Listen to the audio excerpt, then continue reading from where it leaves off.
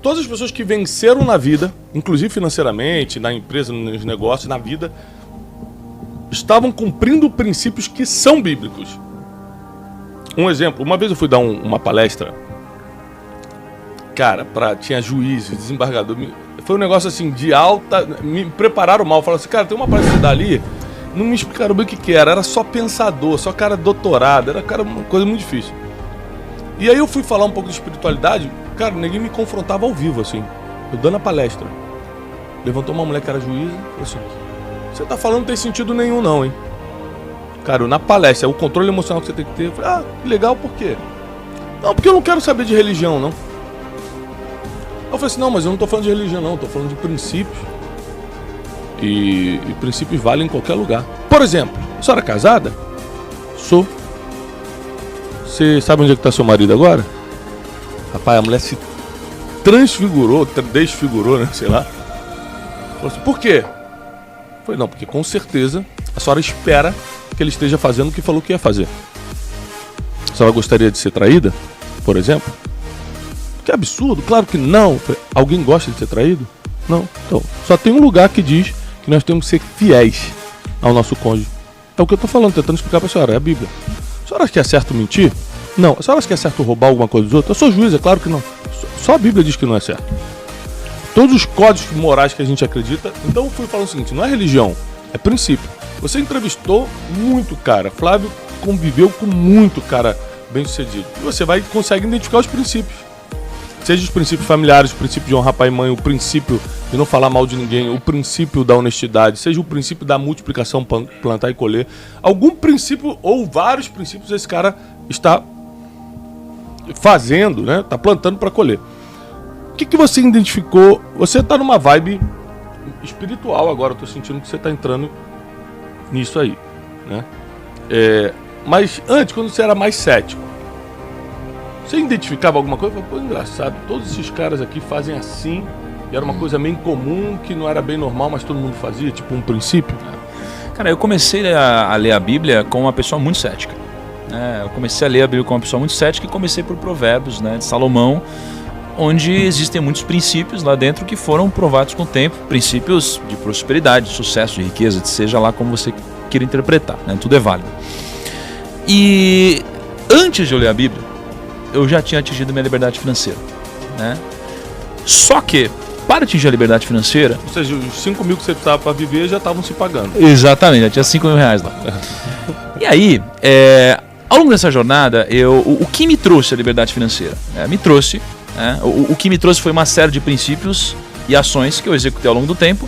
E esses princípios e ações vieram de lugares diferentes, vieram de pessoas que me ensinaram, vieram de livros, vieram de aprendizados da vida, né? E aí, eu sempre li muito. Sempre assim, né? A partir daquele momento que eu estava trabalhando com muito foco, eu estava lendo muito. E onde que eu buscava livros e conhecimento? Eu lia muitas das grandes obras que foram escritas nos últimos 50 anos. Né? Tipo Napoleão Hill. Uma série de outras coisas. E aí, cara, nesses 50 anos, eu lia cada coisa e falava, meu Deus, esse cara é um gênio. Isso é incrível, isso funciona pro negócio, isso e tal. E eu comecei a olhar pra isso. Que você vai falar. Bom demais, né? Isso aí. Aí eu comecei, cara, primeiro a ensinar isso, né? E junto disso, a aplicar na minha vida. E isso tudo dando certo em comum acordo, pra mim e pra quem eu ensinava. E aí foi passando o tempo, cheguei na Bíblia. Já com a liberdade financeira, já com muito conhecimento acumulado, já com patrimônio. E aí eu comecei a ler a Bíblia e falei, caraca, tudo que eu estudei até hoje tá lá. Tudo. Só que a diferença é que tudo tá escrito com roupagens diferentes. O único lugar onde eu encontrei os princípios escritos na sua pureza, na essência, foi na Bíblia. Então, tudo que eu já vi estava escrito lá em princípios de uma forma diferente. Ou seja, tudo que estava dando certo nesses manuais dos grandes gurus de negócios, finanças, vida pessoal, desenvolvimento pessoal, coaching, não sei o quê, tudo que estava dando certo, na verdade, a base eles tiravam da sabedoria milenar que está dando certo há 2000 anos. Perfeitamente. Então, essa é a conclusão. Segunda coisa, e agora é um contraponto a isso, tá? É um contraponto a isso. Os princípios que estão na Bíblia e que funcionaram pra mim e funcionam pra muita gente, não necessariamente vão funcionar pra todo mundo, cara. Concordo. Na minha concepção. Isso daí foi uma chave que virou quando eu li Eclesiastes. Porque Eclesiastes está deixando muito claro o seguinte, cara, o mundo é injusto, mesmo os sábios podem ter um desfecho ruim, mesmo os ímpios podem ter um desfecho bom, logo tudo é como o vento, é como correr atrás do vento. Isso daqui me virou uma chave e me deu a clareza de que não necessariamente você seguir os princípios corretos vão te trazer prosperidade, riqueza e liberdade financeira. Então, isso daqui foi uma chave muito forte que virou na minha vida. Agora, acredito que esses princípios aumentam as suas chances de chegar lá. Isso sem sombra de dúvidas. Eu conheci o Negro... Qual foi aquele ano que a gente se conheceu em Orlando? Havia uma revelação forte. Vou fazer uma revelação vai vir algo Acho forte que aí, faz rapaz. uns 5 anos. Faz uns 5, né? Foi em 2016, talvez. Por aí, cara. Não, porque o estádio Foi novo antes? já estava pronto. Acho que foi 2017. 2017? Foi no estádio novo, não foi? 8, Foi. 9, 10, 11. 5 anos, mais ou menos 5 anos. Você produziu o Código da Riqueza, foi ali em 2016, 17, né? Por aí. Eu conheci o Negro... a primeira vez que eu encontrei o Negro foi... Ele estava produzindo um documentário. Aliás, muito bom documentário, excelente documentário, chamado Código da Riqueza. O que ele fez? Ele pegou... Ele entrevistou várias pessoas bem-sucedidas, pessoas que construíram grandes projetos, prêmios Nobel. Ele pegou assim, eu não sei o que eu estava fazendo lá naquele meio, eu estava no meio dessa turma, não é? Eu sou o Flávio Augusto. Eu tenho 20 bilhões na conta, mas não sei por que ele me chamou. Tinha tanta gente maior. E ele foi lá me entrevistar. E chegou o Negro, eu conheci o Negro nesse momento. E aí ele me explicou qual era o objetivo do dose, né, cara? Eu tô levantando a bola dele. Ele vai cortar daqui a pouco. Respeito pelos professores. Aí é o seguinte, cara. Qual era o fundamento do trabalho que ele estava fazendo? Ele queria ver o que existia em comum entre todas essas pessoas. Se existia ali um código.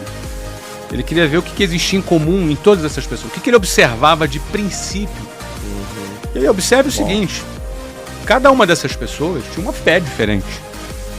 Talvez tivessem pessoas que crescem em Deus, outros até que não crescem em Deus, e pessoas que eram religiosas, outras que não eram religiosas, mas o que aquelas pessoas tinham em comum é que elas tinham atingido um determinado resultado, e o que ele estava investigando era se existia alguma coisa em comum entre essas pessoas. Primeira, vou te perguntar. Vou tomar aqui o... Por favor. Não é? É nosso. Então, daqui a pouco o Nil também vai querer. Então, vou te perguntar. Você identificou princípios em cada uma dessas pessoas? Essa é a primeira pergunta. A segunda pergunta. Quando você começou a ler Provérbios, Salomão é um cara muito sábio. Você identificou esses princípios ali? Eu devolvo para você. Tá. Eu acho que assim, isso aí fez parte da minha jornada e eu acho que se você faz a pergunta errada, você não tem a resposta certa. Amadurecendo do jeito que eu amadureci hoje, e ainda num processo de amadurecimento, eu teria feito perguntas diferentes. Tá? Por exemplo, eu não perguntei pra ninguém o seguinte: você acredita em Deus? Eu não fiz essa pergunta. E talvez abriria um mar de possibilidades para outras perguntas. Talvez isso fosse relevante para você naquele momento. Talvez, exato. Mas, dentro do que aconteceu de fato, cara, eu encontrei muitas coisas em comum. Né? A palavra mais citada por todos, e todos que eu entrevistei ou eram bilionários, ou eram prêmio Nobel, ou moviam multidões, foi resiliência. Foi a palavra que eu mais ouvi de todo mundo. Resiliência, né? É você se adaptar, é você fazer, é você ir pra cima, é atitude. Continuar apanhando, mas continuar andando. Exatamente. Então isso aí foi a coisa que eu mais ouvi. Né? Quando eu olho pra Provérbios, em Salomão... Rapidinho, eu posso só fazer um adendo bíblico aí? Você sabe que a maioria das vezes que Deus aparece falando com o homem, ele fala algo que está ligado à resiliência. Ele fala: não temas, não desmaie, não desanime, eu sou contigo, não pare. Assim, muitas vezes Deus apareceu para grandes homens, Josué, Moisés, Davi, para os grandes homens, para falar exatamente isso: seja resiliente. Se a gente fosse botar numa linguagem atual, seja resiliente. É o próprio Deus falando com as pessoas. Perfeito. Então sim, teve muita coisa em comum, muita. Eu percebi algumas coisas, assim, e muitas presentes na vida de Salomão. Por exemplo, o ambiente. Então assim, uma coisa que eu vi é que as pessoas de muito sucesso já estavam cercadas de outras pessoas que as supriam em várias áreas, e pessoas muito boas no que faziam. Seria o conceito do ambiente, de outras pessoas ao seu redor. O ambiente de pessoas, né? E quase todos os grandes, quase todos que eu conheci, tinham pessoas incríveis ao redor. E então eu percebi muita coisa que estava já escrito, muito antes. O ponto tem gente que às vezes intuitivamente seguiu esses princípios. A sacada é que se você se depara com esses princípios, você não precisa apanhar tanto da vida para descobrir qual é o caminho. Cara, isso é muito bom. Entendeu? Essa já era a tua busca, não era? Essa é a busca. E aliás, olha o que aconteceu. Eu tenho 31 anos. Eu atingi minha liberdade financeira muito antes da média. Mas eu busquei isso ativamente. A maioria das pessoas nem estão buscando isso. Tá, mas vamos repetir isso aqui, porque isso aqui não pode passar desapercebido. Se você cumprir princípios, o que vai acontecer? Você vai diminuir muitos problemas da vida. Se você se depara com os princípios, antes de tomar todas as porradas possíveis da vida para entender quais são os caminhos que você não deve seguir, você sofre menos. Exatamente. Quando é que começa o sofrimento? Numa decisão, uma situação difícil, você escolhe um caminho. Aquele caminho vai ser de sofrimento. Mas se você já tivesse pautado nos princípios, você fala assim, cara, eu quero entrar por esse caminho. Mas eu sei que bate de frente com esse princípio aqui. Então, os princípios são preventivos. São preventivos, sem dúvida. Cumprir princípio depois que você fez a droga, já tá feito. Você vai ter a consequência cumprindo o princípio. Aliás, a consequência é parte do princípio. Exatamente. Então, isso que é impressionante. Por exemplo, eu tenho 4 filhos. Eu procuro passar para eles, acima de passar a religião, nós somos cristãos. Então, acima de passar a religião cristã, passar os princípios.